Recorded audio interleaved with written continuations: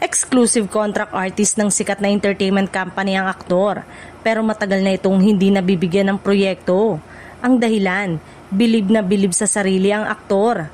Nang mag-umpisa ang showbiz career nito, nawala ng talento sa pag-arte ang kapintasan niya.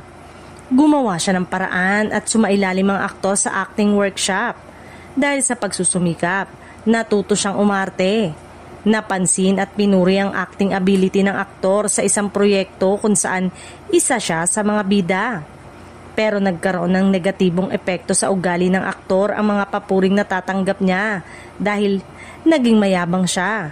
Sa taping ng isang drama series, pagkatapos kunan ang madamdaming eksena ng aktor, lumapit ito sa production staff. Buong pagmamalaking sinabi niya, ang galing-galing ko, di ba? Hindi kinabigla ng production staff ang inasal ng aktor dahil mula nang magkaroon ito ng pangalan, sila ang unang nakapansin ng pagbabago ng kanyang ugali.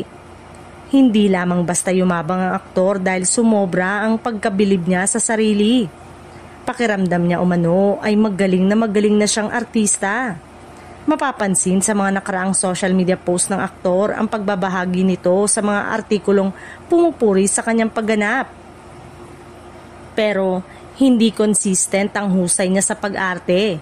Mas marami ang pagkakataong sumasablay siya dahil sa mga karakter na ginagampanan niyang hindi bagay sa kanya.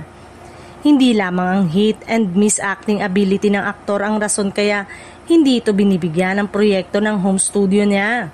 Higit sa nangingibabaw ang pagkainis sa mga kasamahan sa trabaho dahil sa kanyang pagmamalaking magaling siyang umarte.